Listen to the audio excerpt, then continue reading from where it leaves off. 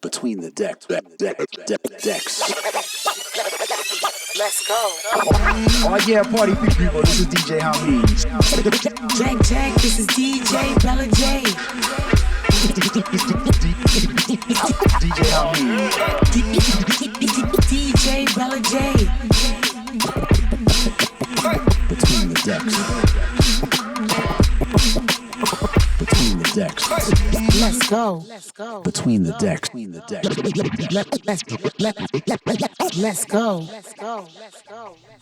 1 2 1 2, and we're back. Episode 3. Can you believe it? I can't. Wow. Anyhow, this is DJ ha-MEEN coming to you from On the One DJ Center in Syracuse, New York. Tell them who you are. DJ Bella J. You already know. All right. Can you believe this is episode 3? We've made it this far. It's been quite a journey so far. It has, but it's been a lot of fun. We want to thank everybody out there for all of the subscriptions. We want to thank everybody out there for all the likes. We want to thank people out there for sharing and spreading the word and for all the love that you've given us so far. We really appreciate this community that we got going on right here. How was your week, Bella J?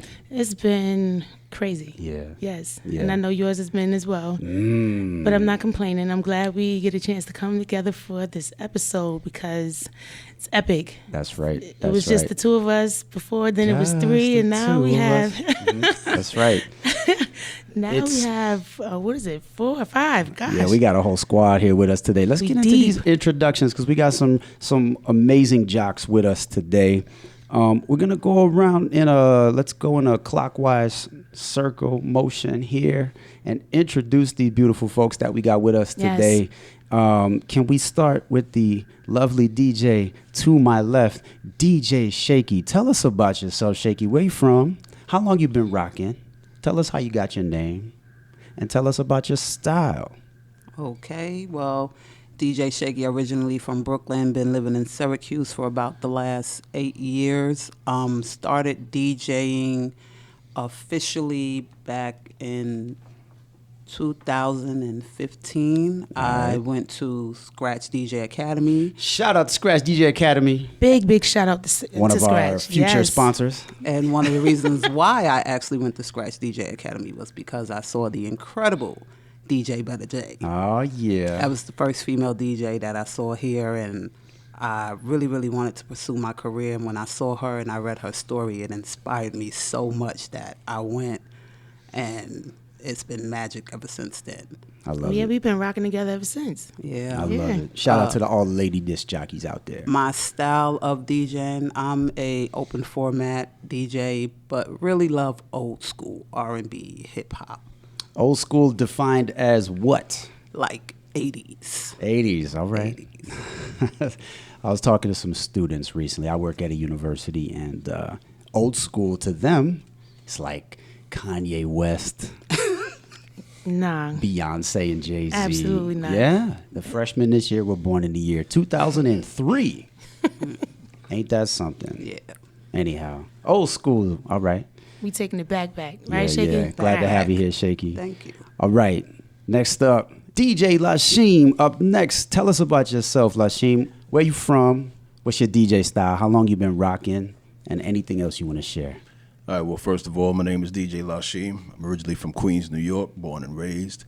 Now living in Syracuse since 2018, March. Been DJing ever since I was 12. I'm not going to tell you my age, but been around the world and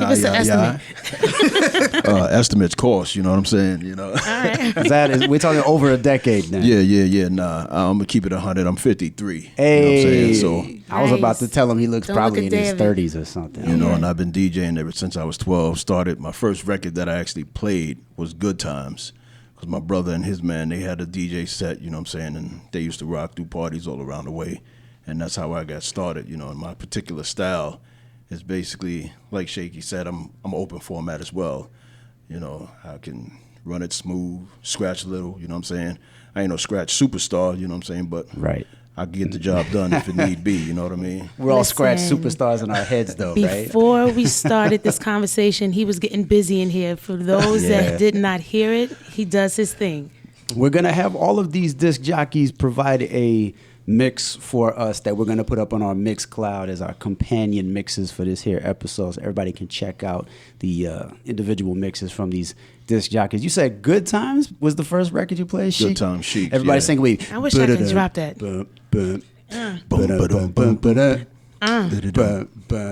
Come on now. Good Times. There you go. Hey.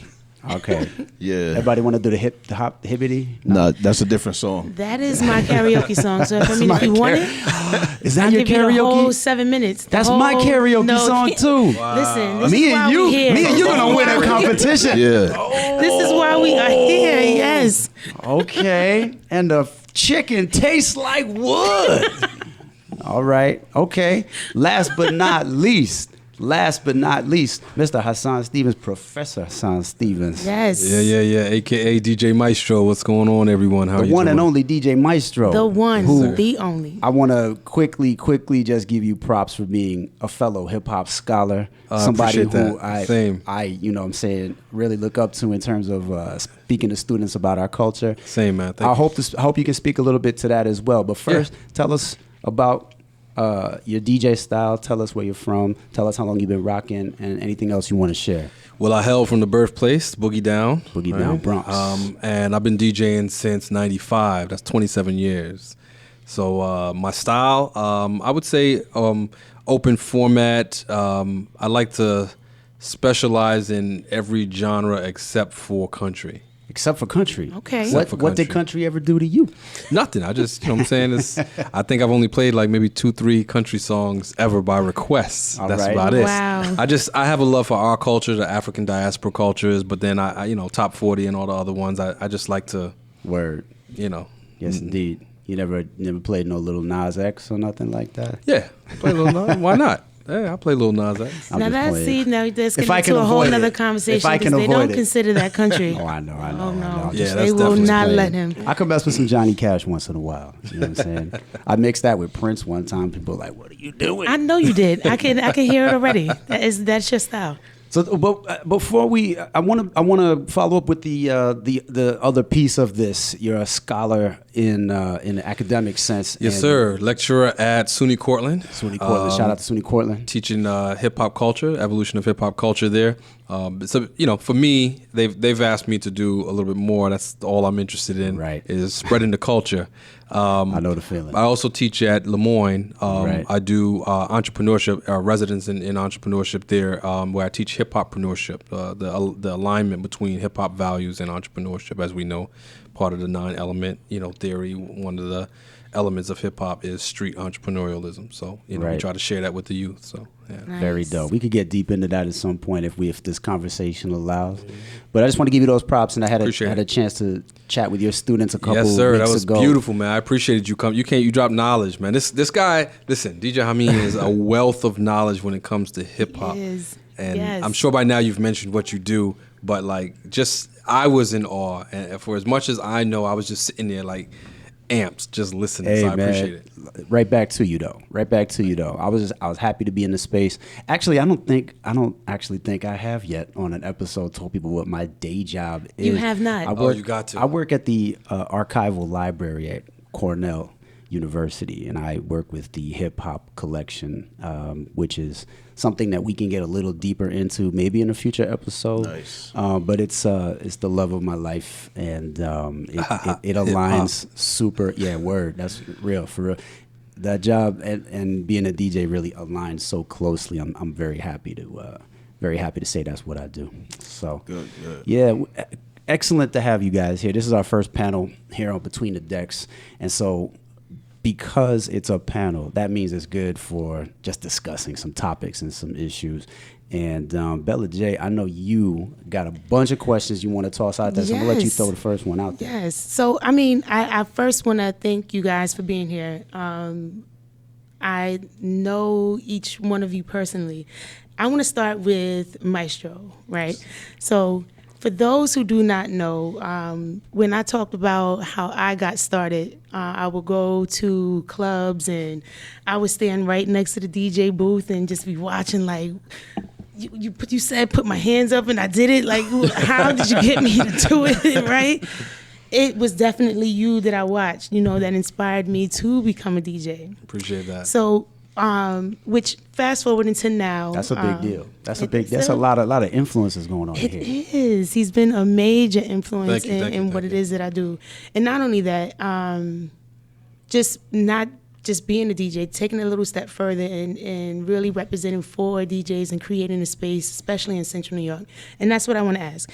Right now in the Central New York area, what do you think about the DJ community? Do you think we are united? Do you think there's improvement? Where do you think it stands?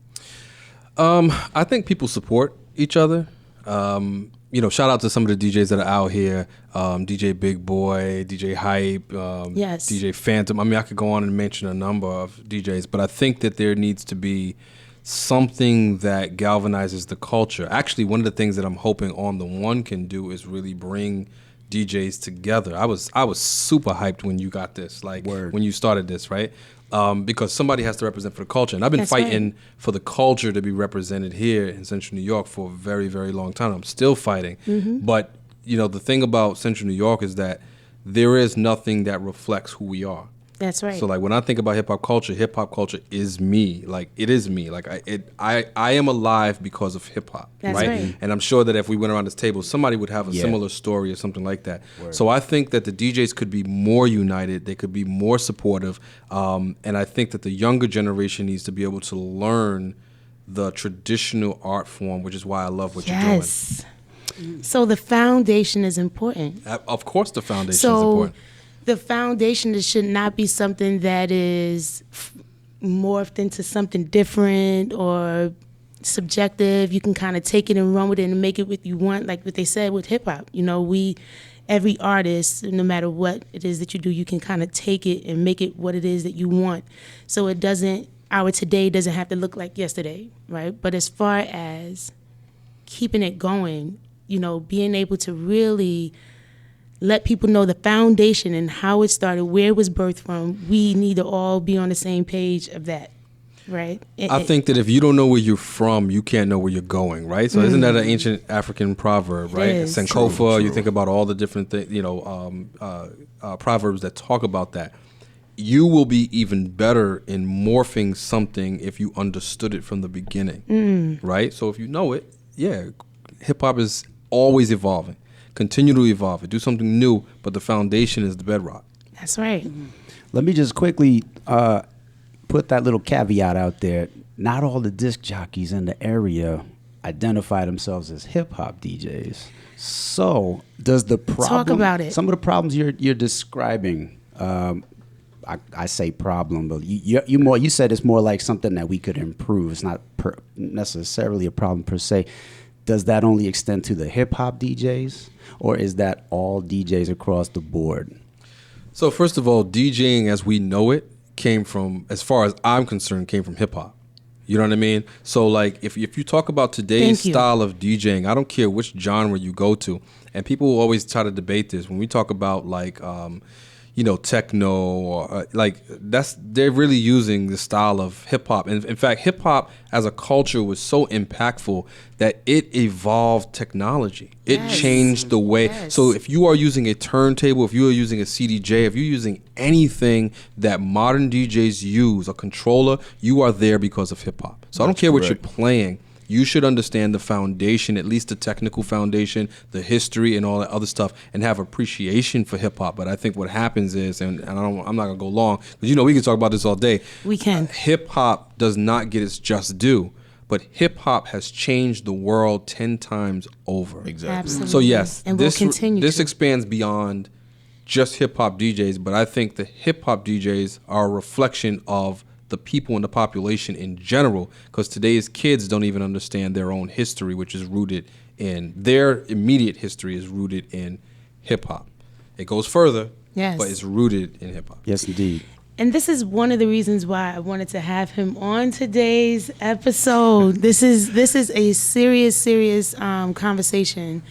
And just to give you an idea, there's been things happening in the city of Syracuse, for many years where hip hop is looked at a certain way at venues for DJs, And DJs will try to say, well, I'm not a hip hop DJ. That's not my issue. That's not my problem. And I am always like, yes, it is your problem. Yeah. Right? Because if it wasn't for hip hop, you would not be using the equipment that you're using. Exactly. You wouldn't be doing what you're doing. So all DJs, you need to unite and back up hip hop, whether you like it or not, whether you spin it or whether you don't.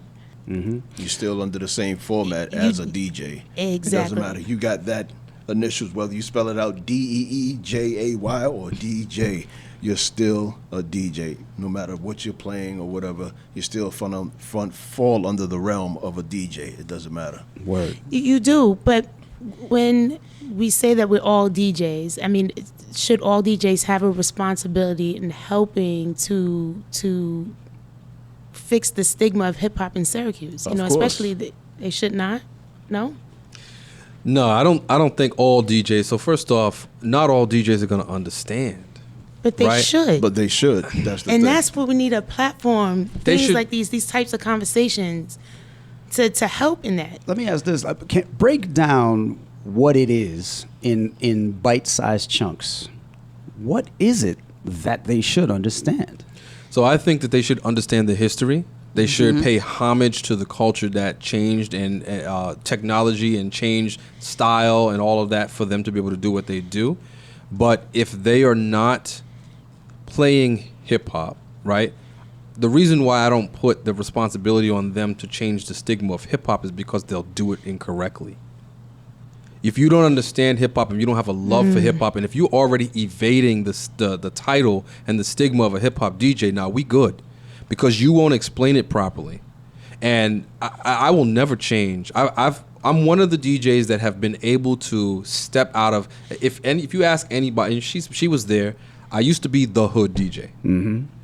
The hood, you know what I'm saying? Like, I used to be the hood DJ. I would do. I mean, I never called you that though. Never called you the hood DJ. But I was there in them parties though. And Okay, I keep never going, keep going. listen. And I never tried to be the hood DJ, but I was stigmatized by the police as the hood DJ. Oh, if he's doing a party, and really, here's what the hood DJ means. It means that you're good.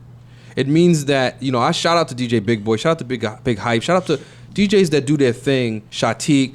What it means is that you have a following, and that means you're drawing people from the hood, and along with drawing people from the hood, you're drawing some people that sometimes don't know how to act when they're in those spots. And Correct. so they incorrectly stigmatize those DJs as being the Pied Pipers of crime and of violence. Yes. But that's not okay, right? So I've never shied away from, I'm a hip hop DJ that likes to specialize in every genre, from Afro beats to, soca to reggae. But at the end of the day, if they don't identify with hip hop, that means they're benefiting like many people do. If we're talking about cultural appropriation, they're benefiting from our culture, but they will not identify because they don't want the problems that come along with Right. identifying with it. Let them That's- be where they at. No, I think he actually hit it on the point. Like, a lot of them don't know the history, and a lot of them are benefiting off of our history, off of our craft. So if every DJ came to learn the history, how could they put that into practice? How would that affect things if they know the history? And I have while to we're touch thinking on that. while we're thinking about that one, I also want to know, again, bite-sized chunks for the benefit of our audience. Let's not assume everybody in the audience knows quite a lot about DJ history, hip-hop history. In fact, that's one of our goals, is to have a broad audience Yes. of folks who are just learning, or even people who are just tangentially interested in DJing.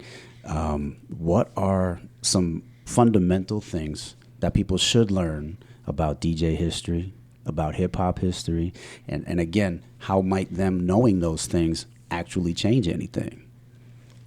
Well, I mean, even for me, being able to open on the one, to teach DJing, it is based on the foundation of hip hop, where it was birthed from, right? So when you walk into the center, you have people that I look to, Kool Herc, Spinderella, you have Grandmaster Flash, Jam Master J on the walls, right? Because that's kind of just paying homage to who I could quickly look to as the foundation, right? When they learn, it is turntables, right? Though the record players, as the foundation, that's where it started. There was no controllers, no CDJs, those types of things that, to me, that's necessary. No software. No software, right? And then when they're learning, it's having that conversation of when it started, how it started, why are you doing this, conversations on vinyl, even pulling out vinyl. We have a whole collection here. So even for DJs that currently don't use turntables and never have, I still want to be able to, having a platform like this to talk about why they should at least know about it, right? Even if you never used it, so that information can be shared, through them as well. All right. But see, what she's saying is like, also, well, to add to what she's saying, no matter what you DJ on, a CDJ, a controller, it all stems from that turntable. So they're probably just thinking, it's not hip hop, but that idea came from the stem of hip hop. The turntable itself started with hip hop. Yes, and Yes, not only indeed. that, one of the things too is knowing the elements of hip hop, the five, right? DJing is just an aspect of it, right? Or there's 9 by some theory. Oh, 9, okay. Well, Or listen. if your name is KRS-One, listen. it's some infinite. KRS-One would tell you. birds in the Even sky. KRS-One would talk about Bambaataa. It's the and there's grass 5, that we walk on. Yeah, It's the so water yes, we it has drink. evolved to more than that. But even that 9 includes the 5. Shout out to Chris, though. Come on, Yes. just playing around. Yes. Yeah. So let me just jump in on that question real quick. So prior to hip hop techniques, the turntable itself ran on what's called belt drive, which means that anybody that tried to scratch on it would ultimately, DJs used to break turntables because they would be pulling it against the grain from the belt. So the reason why, if we talk about Technics being the number one Direct historically sold turntable in the world, the Japanese changed it specifically because of hip hop. They made it direct drive. They made it a magnet. If you've ever pulled a Technique apart and you see the magnet that is in there with the plate that connects, it is done. Slip mats created specifically because of hip hop, right? So we're not just talking about and correct me if I'm wrong. I mean, DJ Grand Wizard Theodore first scratch, right? From the time that he was just pulling it back, listening to his mother and all of that. So if you're talking about specifics about like foundation that they should know. Beyond that, if you study the change in technology for DJ equipment, right? If you think about Kool Herc and the fact that he was the first DJ that brought out the big boys, right? The big speakers and put them in the back of his car. Berthas right? and all of So that. the reason why we listen to, from a cultural standpoint, we listen to music with heavy bass, big walls. A lot of that was, in a sense, Jamaican influenced and that seeped into the culture, right? So any type of technology that you're talking about for DJs right now was specifically made because of hip-hop. It's not as indirect as people were trying to say. The way the mixes are today with the samples, with all of that, it's because of hip-hop. Yes. I remember when I first started, when I was teaching myself how to DJ, I started out actually on controllers. And then when I went to school, it was like, no. You're going to the basics. Exactly. Once so we again, didn't shout out do to Scratch. any software, nothing. We had to actually go and get vinyl. And I actually had the chance to meet Grand Wizard. Grand Wizard Grand Yeah, I always Wizard get Theodore. it. I always get it mixed up. And that was like my first class, him teaching us actually how to scratch. And when I first touched the turntables, it was like, feeling of, I didn't want to get a controller anymore. I want to come home and I want to spend all my money on some turntables. And I was like, I bet when you met Theodore, you thought he'd be a much taller person, right? Sure did. Sure did. I was I like, tell who you- is this little Shout out man? to Theodore. Didn't know anything about Big him. shout out to him. Didn't really even know the history of hip hop at that point. I just knew I loved music and I knew how I felt when I DJ'd for people. And this is back to my question, how did learning about the history, how did learning about the trajectory of equipment and technology make you a better DJ? It was an eye opener. It was just like, okay, so we're at this place now, but it started all the way here. Like, dang, look how much we've come. To the point where now they're making controllers that actually look like turntables that spin itself. Exactly. Right. Where the first controller was just a platter. Now they're making it more to where it looks like it won't ever have that actual feeling of a Technique or a Pioneer but that's where they're leading to now. Mm-hmm. Yeah, I think they're getting closer and closer to trying to replace the 1200s, and it will never happen. It's just never going to happen. No. Vinyl is actually making a comeback, so vinyl's been vinyl vinyl is on the come up. Yeah, I always ask students, how many of you have ever used one of these? And actually, I feel like more and more hands are going up in the classrooms now, and I'm thinking, okay, are you hipsters, or like, what's the deal? Do you also ride a horse to work? Or what's the deal here? Why are you using this? Why are you using this old technology? But there is something, there's a connection to the past. There's a reverence for music. There's a sense that there are people watching me do this. And I'm talking about people who are interested in DJing, not just the average person who buys a record. But, I'm kind of getting into, why does knowing this history matter? Because you want to be better. You want to do right by the community. You understand that, because this is the crux of your question, Bella J.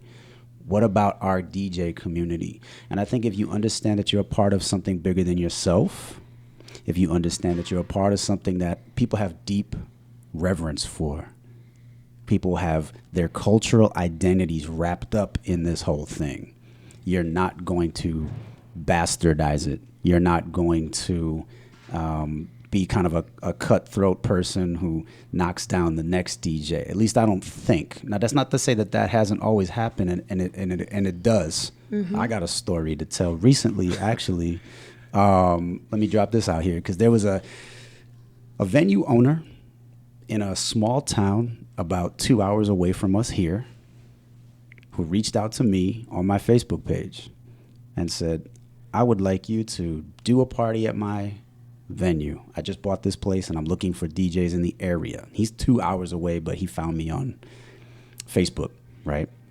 We booked a gig, and this is through lots of messaging. We booked a gig. I was planning to go out and check out this place. He had told me that there's other DJs that he has, local people who live in his town, every week. When those DJs, there's two of them, apparently, so this is after I got it booked, I got it locked in my calendar. He came back a couple weeks and said, actually, I'm sorry. The two DJs that I normally have told me that they're both going to quit if I bring a new DJ into the mix here. Seriously? And he was afraid. He's a new business owner. He lives in a small town where there's not a lot of DJs. At least I don't think so. I wouldn't imagine. I'm going to leave it all. I'm going to leave the business in the town unnamed, because I think that's the right thing to do here. Right. I'm not trying to just decimate somebody. But apropos to this conversation, this occurred to me just this past month. And I said, I don't think these guys are going to quit. They need this job, and I'm only going to do one party. And they're acting like I'm cutting in on their thing.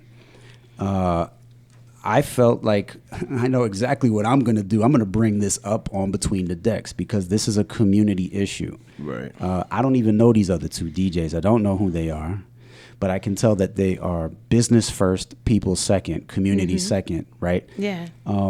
Has anybody experienced anything of that nature? I've dealt with something like that as far as, when I first started out trying to book gigs, because I'm a female. And it was like, well, she's new. She's not really from here.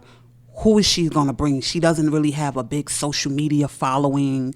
So, and that was really what it was based off of. It was like, yo, give me your social media. Give me your Facebook. How long have you been here? And it was like, yo, like I really just moved here. I'm just starting, but I knew a lot of people. And I'm like, yo, give me a chance. Give me one Friday night. And the other DJs that were there were like, nah, you shouldn't. Like, we've been here for the longest, and we've been bringing. And guess what?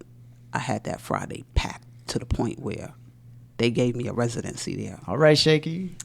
See, that's what I'm talking about. Wow. Shout out to Shaykey. Gender bias. That's a big thing. Let's talk about that. Yeah. Have you, Bella J, experienced anything in terms of other DJs trying to shut you out specifically because of your gender, or just otherwise? Well, I would say otherwise. I mean, there's definitely a situation that comes to mind where I was asked to DJ at a spot. And DJs, a few DJs that I know very well will come in and speak with the owner while I'm DJing there and have conversations about why they should be there. I mean, and I know these DJs well, right?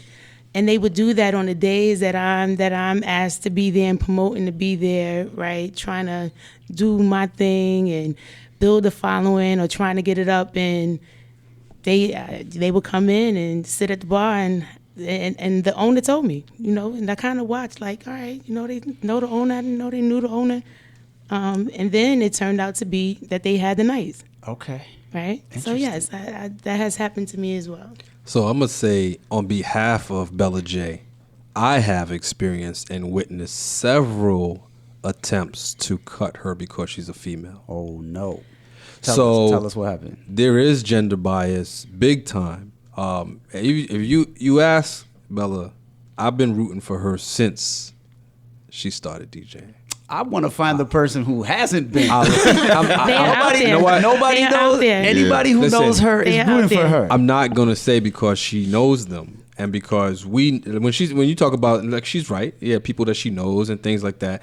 Like, there was a lot of talk, like, she's not good, or she just started, or I'm just like, wait, hold up. First of all, she just started. Right. And she's booking things better and at more volume than you are. Right? But the visibility, so I want to go back to something that you said, ha-MEEN. You said that they were business first, community second. No, they weren't business first. They lacked confidence and skill. Exactly. Okay. They Those were are two afraid. different things, because any DJ that is confident in their skills will not have to hate on another DJ. Yep, that's real. Mm-hmm. Thank you. You feel me? Like, I get excited if a new DJ. I want to see what they're doing. I want to talk. I want to okay, I'm rocking with. Okay, cool. Yo, how you go? What do you do? I just rocked with a new cat, and forgive me because I like to shout out DJs' names. I forgot his name. It's a new guy in the area. He DJs down at man, I'm drawing a blank on the spot. It's the Gilded. DJs down at the Gilded. Young black kid. He did a party with me up at SU, right? Recently, there's a couple of DJs that I know. I was triple booked for SU, right? 2 in the night. I couldn't do the third one. It overlapped. I called up DJs. Yo, you free? Yo, I got you. Right? And the expectation is that you're not going to give gigs. You're not going to call. But if you are confident in your skill, if you are confident in what you can do. So those 2 DJs were scared that you would come and show them out. And the DJs that hated on Bella were like, how is she just started. How is she getting these gigs? But now you see her in the Dome. Now you see her in the mall. Now you see her getting paid in Macy's. At the casino. Right? At the casinos, opening up for artists at the gig. Because DJing is more than just the music that you play. It's your personality. It's your brand. And we had conversations about brand a long time ago. Right? Yes, we have. And so if you don't understand your brand, there's DJs here locally that are good DJs but don't understand branding. Yeah. So in terms of community, all right, branding is a piece of it, and there are but so many gigs to go around, right? I think there's more DJs than there are gigs sometimes, right? But at the same time, I don't feel that way. Well, now hold on. Here's what I'm trying to say is I agree. Because I had to go and find mine. I had to go and find places when they did things like that. All right, I got you. And then where's there not a DJ? Anywhere I would hear music, if it was Price Chopper, which is our grocery store.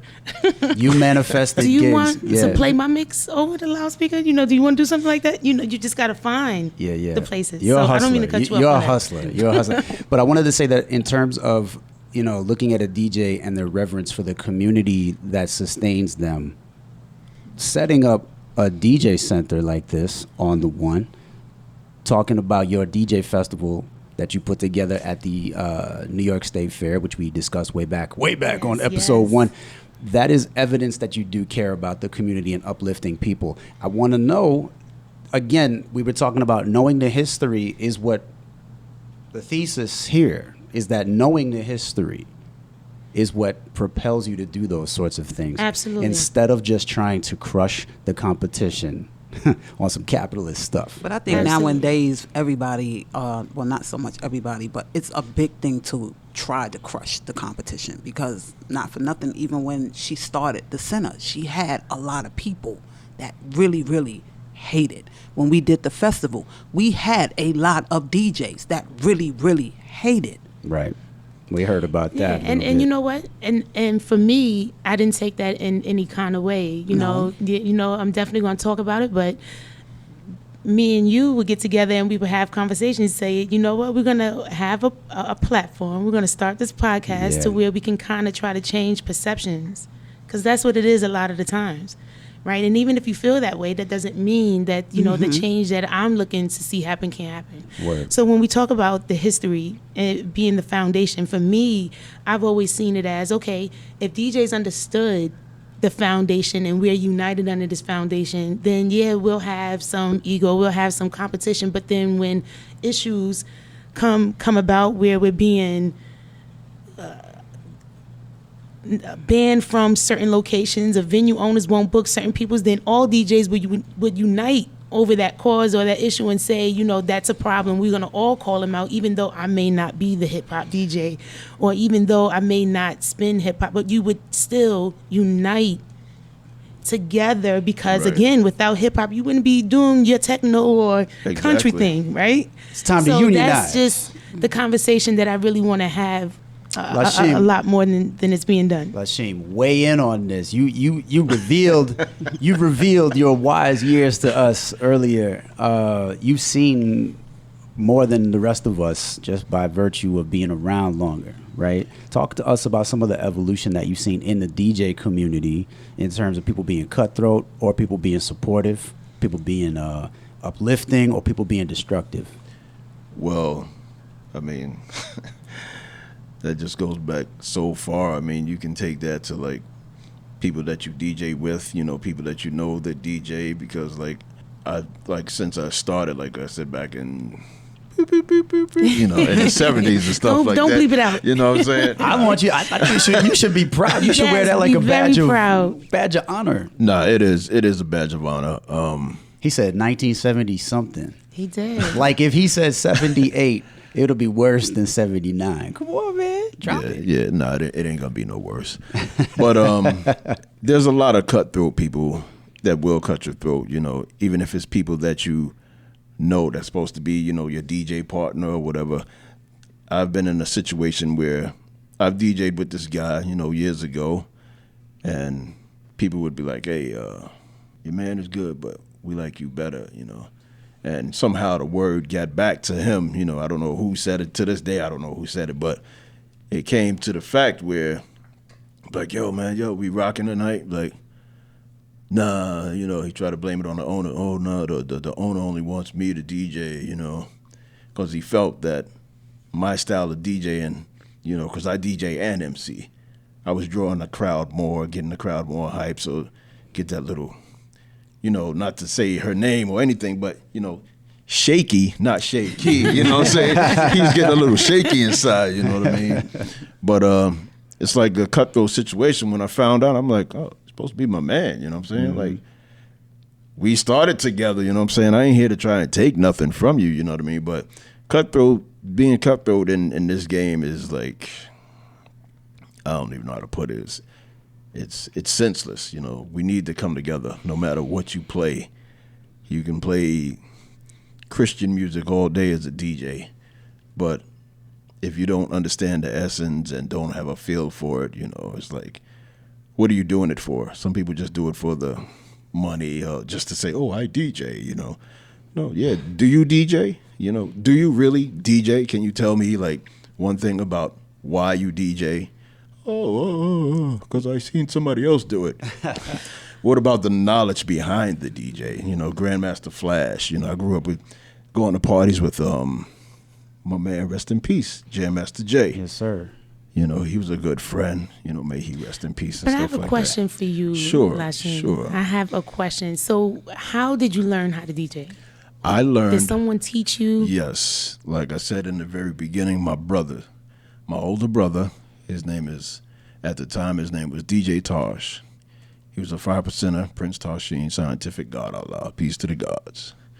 It was him and his friend. They had their own system, and, you know, back then, he'd have the equipment for 1 week or whatever, you know, sharing houses with the equipment. But all the time that it was here at my house, he'd have to, like, try and hide the needles and stuff, you know what I'm saying? Because needles was expensive, you know what I'm saying? So I broke a couple. He's like, yo, man, I can't have you breaking my needles. But my brother watching them DJ, you know, that's what got me into it, you know, like really, not just the records. Once I seen him doing it, I was like, oh, I like that, you know. Looks So fun. did they technically teach you, okay, this is where you place your hand, this is what you do? Did they teach you the knowledge behind it, the people who were doing it before you? Even though I was like young, I went to a lot of parties with them, you know, block parties, because not only the rap music or the hip hop music part of it, a lot of the DJ culture comes from the park jams, the DJs in the park. And our main DJs out there, we had the Disco Twins, the Albino Twins, Furlough Sounds, Infinity Machine, just to name a few. I like that one, the Infinity Machine. You know. Yeah. And watching them, you know, I was like, yeah, I'm going to get into it. And my brother, him and his friend, they both 5%ers, peace out to Ramel. They both taught me, like, the basics. And once I really, you know, once he really gave me the okay to, like, all right, well, you can do it, you know what I'm saying? You had to get an okay. Yeah. Nice. You know, I had to get the okay, you know what I'm saying? Because some people say they can DJ or want to start DJing, and there's a lot of heavy-handed, but if you just heavy-handed and breaking up everything, then, like, nah, this ain't for you, you know what I mean? Let me tell you. It's going to cost me more than it will to teach you, you know My what I mean? lesson with Graham was at Theodore. That was the first thing he said. No, you're too heavy-handed. You need to ease up on the record. Yeah. So it sounds like you got it right from the source. Like you were right in the culture of it, to where you had DJs in the park and all of that. You know, here on the one, you know, having people just come in because they just heard of a DJ or might have seen a DJ, you know, that may not have had the blessing to be right in the culture of it, right and from the source of it. It's a good blessing, you know, no matter. It is, yeah. Even at this day and age, if you have the blessing to be with a DJ, you know, that you admire, or, you know what I'm saying, if it's something that you want to do, to be in the presence of a DJ, it's a blessing, especially if they're well known. You know, you take it in heart, you take it to your heart, and you run with it. You take it, you keep it in. If you want to go further with it, you can. If you just want to stop right there just to say, hey, I know, but get the understanding, you know, of what it is first, you know. Yes. But like you said, I had firsthand experience. I've been around a lot of DJs, superstars, Salt and Pepper, you know what I'm saying? Everybody needed a DJ someday, you know what I'm saying? Right. Somewhere, at some point in their time. But, They still do. Right? That's right. you know, DJs ain't going nowhere. No, no, they're not. And the want to hear these conversations is like a big thing, especially with, you know, some people that I know, my co-host. Right? Hey, man. Right. Let me shift the conversation slightly in terms of, because we're talking a lot about history and the way it's manifested itself in what we do. We've heard the phrase heavy-handed brought up a couple of times. We've heard quite a lot discussed about turntables. We heard talk about breaking needles, all right? Those are things that we could go deeply into. Well, let's tell the audience why a needle would break in the first place. Let's talk about why your hand can't be that heavy in the first place. But I'm going to take it to a slightly different place. DJ Maestro was talking about the shift from belt drive to direct drive turntables, which for the layperson out there, that just means the turntable has more power and it can get back up to speed a lot faster. We don't have time to go too deeply into the engineering of it, but it's a brilliant design and a leap forward with technology for DJs. Today we have controllers. Today we have software. We have a reality where we don't have to worry about needles breaking unless you're using needles. Right. We have controllers that are either one piece, or sometimes if it's a CDJ, you know, there's less moving parts to break. We have phasers, which eliminate the need for needles if you're using digital vinyl, which is still on a turntable. So there's this whole spectrum of technology that DJs can use today. But we've eliminated a lot of the headaches that older DJs in older periods of time had to deal with. Here's a question. Why wouldn't we embrace the newer technology in the way that direct drive turntables became universally embraced? Crossfaders became universally embraced. DJ Kool Herc started with nothing but volume switches. Up and down. He had volume Right. 1 and volume 2 and belt drive turntables. You know what I'm saying? Right. So why wouldn't we embrace controllers? I'm gonna say that I'm gonna say the unpopular thing. I love my controller. I like that it's lighter, it's easier to set up, and it's got all the bells and whistles that I need to be creative. Setting cue points, setting loops. Woo! I'm able to do a lot of interesting stuff just because of that, instead of focusing all my time and energy on getting that mix just right. And it's like sometimes it ain't even right. Yeah. I like doing vinyl when it's like a vinyl event, but I like when I talk to students, I use this comparison. Photography. No professional photographer really is shooting in film and using a dark room anymore, Right. Unless that's intentionally their process because they want to use an older process to connect with that older process. Most professional photographers are using digital photography because of the creativity, the ease of use, the infinity shots they can take, Right. and so on and so forth. So, let's chop that up for a minute in terms of embracing technology, because if part of our culture is embracing new technology, why not continue to carry that forward? You know, I told Maestro that we was going to touch on this because before you came in, we were talking about the controller. If it was not for you in a conversation I had with you, there would not have been a controller on the one. Oh, wow. Right? It would have just been turntables. I didn't know that. Right? The way that I experienced it at Scratch Academy, because they were dead set on the foundation, right? And personally, you know, the way that the controllers are, and again, they're trying to make the platter sizes bigger. You know, you got the Rain ones, or Shaykey can tell you better because she tests them out every time they come out. Yep. Right? So they're trying to get it closer and closer, you know, to an actual turntable without having to be one, but it just will never replace it for me. So it's personally just a choice of mine to stick with something that kind of feels like it fits my hand. Mm-hmm. Doesn't feel like I'm trying to scratch with 2 fingers, right? Or, you know, it's just, it's just it's some like, of those what is controllers, it? it's like the size of a silver dollar. I'm like, Right. wow. But it's I ultra will use them portability. when convenient, right? I've had to fly to places. I have not put my turntables on a flight. You know, I've taken a controller, right? Yeah. That pack and go convenience is, you know, I definitely take advantage of it. But if you had to say you're going to choose one for the rest of your life, it's going to be CDJ's Well, who controller. has to choose that, or though? if just hypothetically, if Well, I this had is not a gun to your head Okay, no, situation. but if This it is wa- not. sometimes it feels like that. Sometimes it's like, well, you know, I want my turntables. Other perspectives on technology, like what we're talking about here. This conversation doesn't need to be about either or. Yes, it does. Oh, I just hit my wire. This conversation doesn't need to be about either or, but just what do we think? I'm like you. I love my controller because, like you said, I can get a little bit creative faster, and it's easy for me to take it to different venues. Say I got 3 events packed up all day. I don't want to be packing up turntables and stuff and hauling it here, hauling it there. But I love the feel of turntables. It's something about that feel, but the convenience of being able to go on the go. I love my controller. I just have to disagree with you, Shaykey, because I can pack up my turntables quick. I mean, it is not that much of an inconvenience. It's not the point of packing it up. It's the point Those of 3 carrying cases. it. Even carrying them is, listen. So let me jump in on that. So first of all, to champion what Bella J said, I got to say the way you frame that, like you made me raise an eyebrow, right? And I'm like, oh wow, like that makes sense. This can't be happening. No. I'm still not getting a controller. Okay. but you got to mix it with mad cue points. 100%. You got Serato. So here's all the that. thing though, Yeah. like Serato, the reason why I love Serato is because Serato creates ease while recognizing and still promoting traditional values in hip hop, right?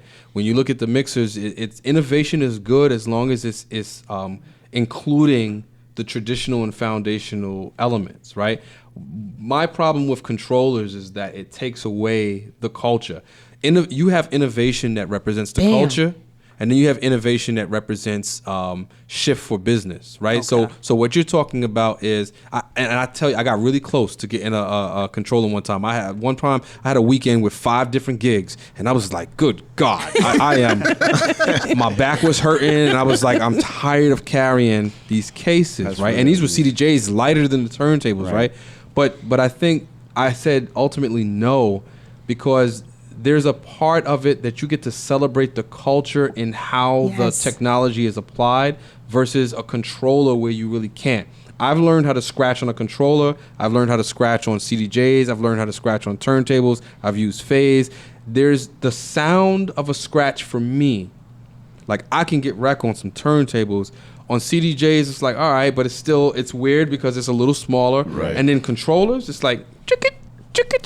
Right, and I'm not saying, and it's not necessarily. We're talking about the surface area that you have to work. I'm talking with. about the surface area for your hand.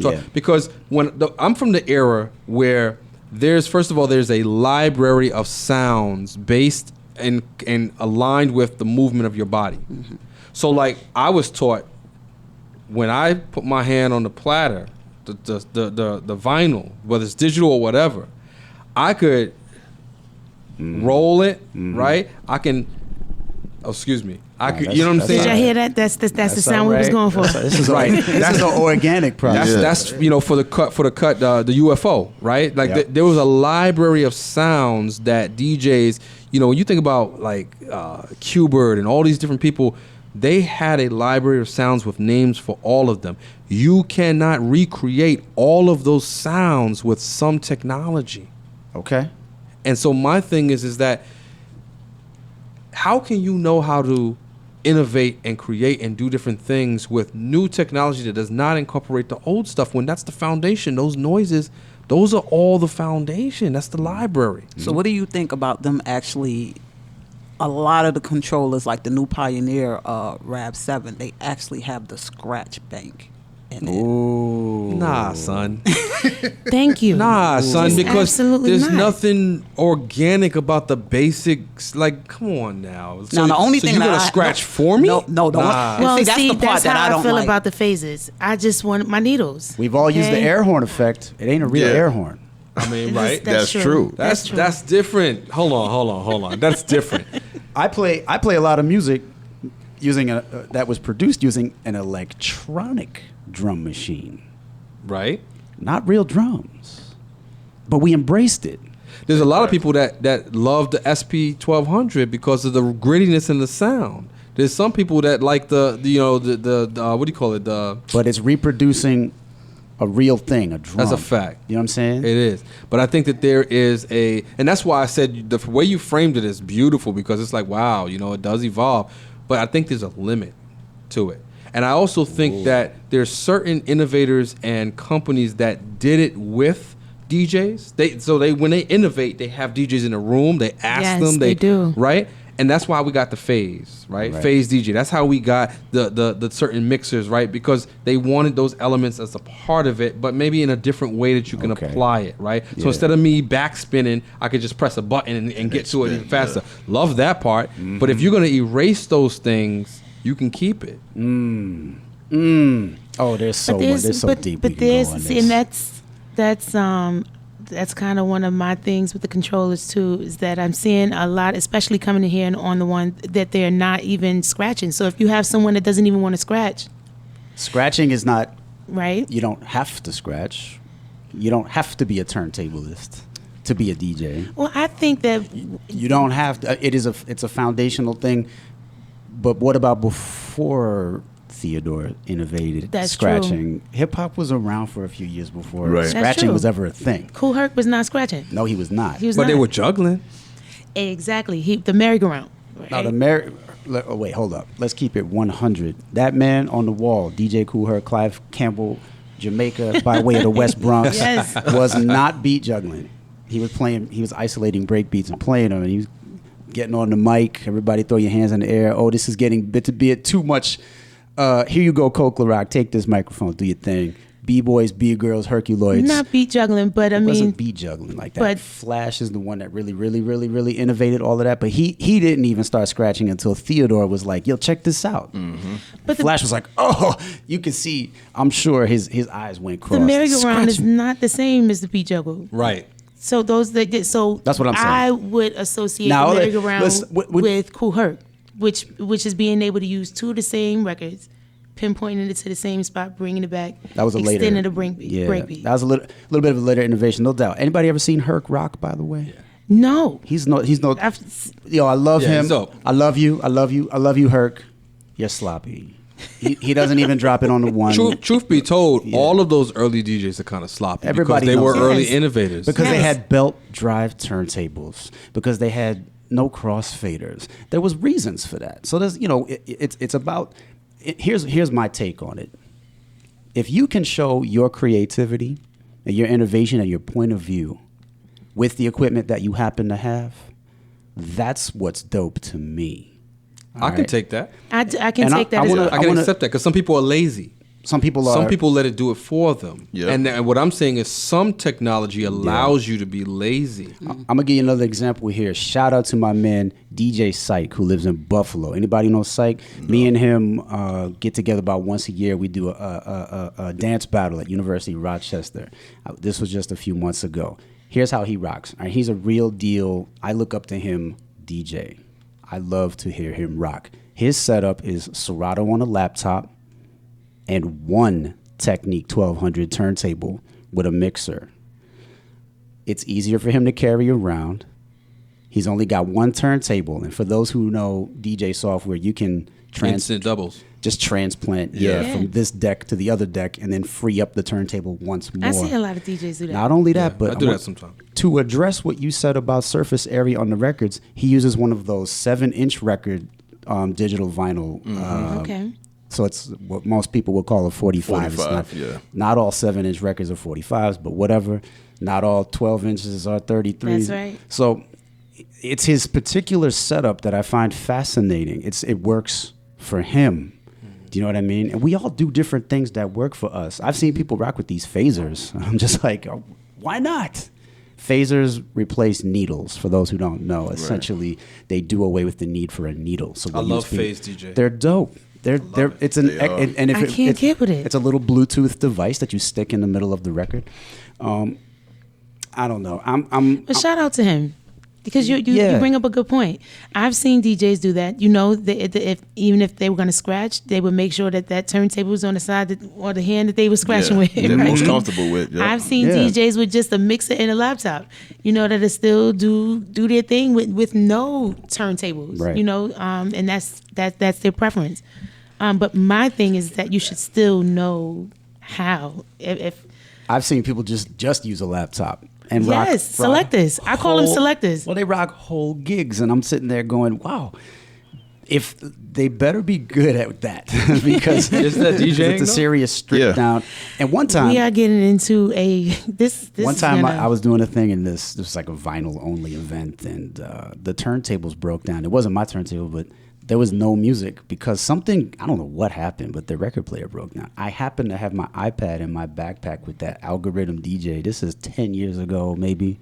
I said, well, I'll plug this in and do something. I did a whole party from the iPad. Nice. But it was sort of a necessity is the mother invention kind of. That is a kind of an important thread in hip hop history and throughout a lot of other cultural movements. Necessity being the mother of invention.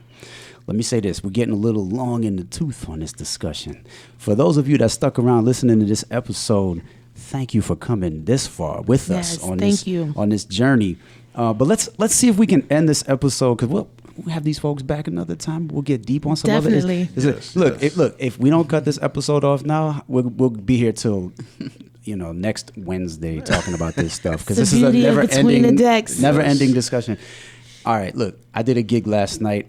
We're gonna play a little game here called "Did I just hear you say what I think I heard you say?" Let's do it.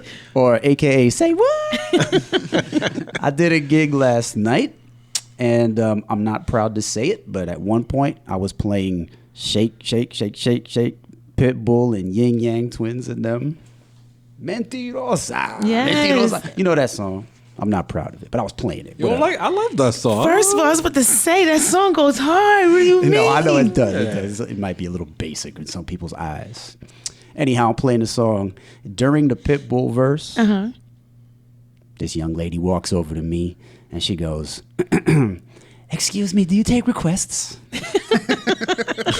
Yeah, like, And No, she didn't. You know what? She was polite about it. And I love when they're polite because, okay, let's have a little dialogue here. I said, yeah, what do you want to hear? And she said, can you play something by Pitbull? What? I want to go to the And I what said, route? I'm playing Pitbull right now. And she said, oh, well, can you play another Pitbull song? And that's when my brain said, did I just hear you say what I think I heard you say? Let's go around the horn and see it. What did somebody say to you recently? Owner, bartender, bouncer, customer, dancer, another DJ, something that is making you go, did I just hear you say what I think I heard you say? I have to go first in this one. It happens to me all the time. Is that really you doing that? Is that you playing the music? Right. It gets me every single time. Like I'm just standing Can here you behind imagine- some equipment. Can you imagine asking a trumpet player, is that really you? Right? Are get you that a really lot, doing too. that? I do. You get a that lot. one, too? It's like, did you just do that? Did you just, how are you doing that? Yes. Well, it happened to me this weekend. That's deep. How'd they say it? Just like that? Is that really you? Yeah. Yes. Is that you doing that? Is Wow. that Okay. you playing the music? Yes, it is. All right. Yes. And I have Anybody- to actually, I can try to stop the record or switch the song or do a scratch and let them know, yes, this is me actually doing that. Or at the end they'll go, I didn't know you was going to be that good. Well, Which that's all is, right. and these things going between me and Shaykey is something common that female DJs get a lot. Uh-huh. You know. How often does somebody say, I didn't think you would be that good or good at all? Pretty much every gig. Oh, my God.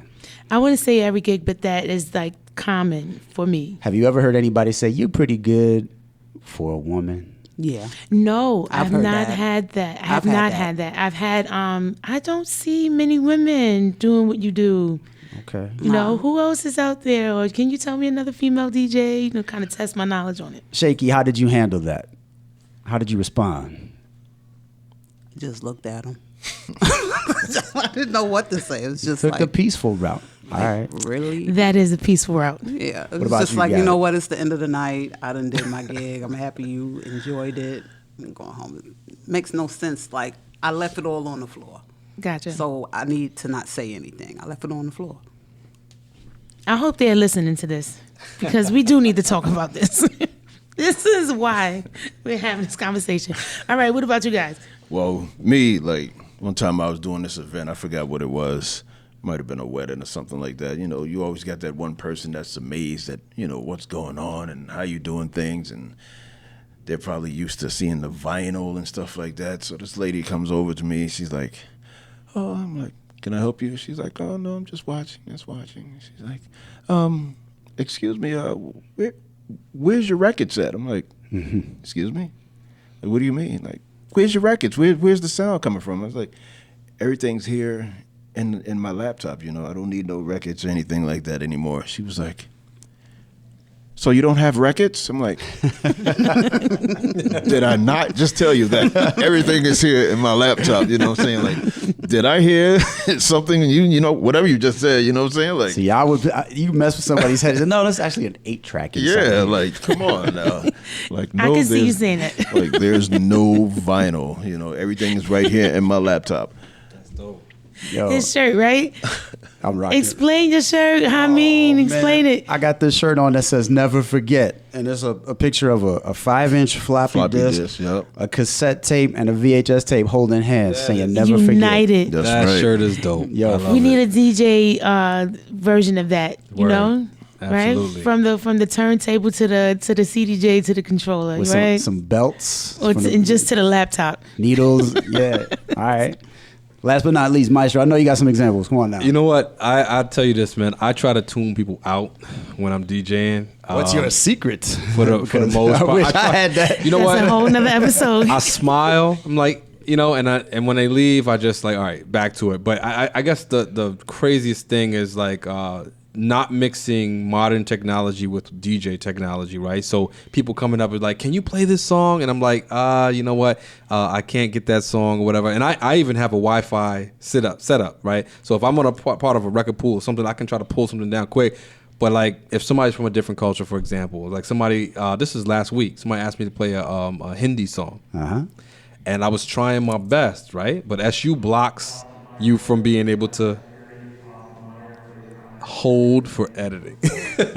What is that? It's the voice of God? What was saying that? Small is about to close in 30 minutes. Can you imagine? Is that what it said? God, don't Did you you got hear better that? things to worry about? Oh, He said it's a fire alarm? false alarm. Oh, false alarm. All right, wait.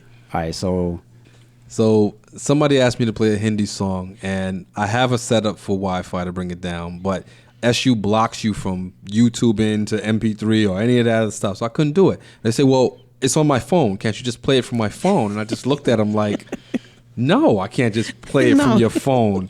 Well, can I like send it over? Like, you know what I'm saying? It's just like, okay, like I'm trying to accommodate in any way possible. It wasn't an iPhone, so no, you can't airdrop it to me because we Yes. could have done that. But it's on a stream, so it's not the actual file. And I'm just like, I didn't have time to sit there and explain to them what the whole science behind DJing, because the song was running out and I need to put the next one on. So That's a good one. That's a really good one.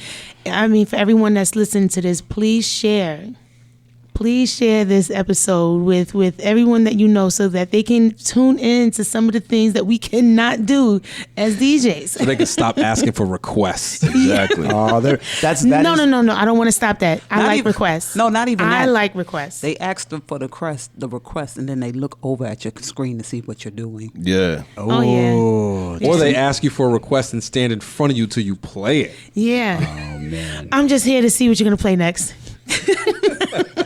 To the dance floor. You know, you want to mess the them up, dance you floor. can look up a country version of the song they request and just mess their head up. All right. Yo, we got to cut it there, everybody. Thank you for tuning in. Between the Decks, episode 3 is a wrap. We want to thank all of our guests for being here. Yes, thank you. We really appreciate your time. And we're going to have everybody's social media projects they're working on, links to whatever you want in our show notes. So please go and give these folks a follow, give them a listen. And as we said, we're going to have special mixes from all of these DJs up on our Mixcloud page so you can check out their flavor and their musical point of view. So, again, reach out to us on social media. Reach out, connect with us. Let us know what you want to hear in a future episode. Let us know your perspectives on things. Yes, yes. And with that said, we'll catch you next time, everybody. All right, on the count of 3, we all say peace. 1, 2, 3. Peace.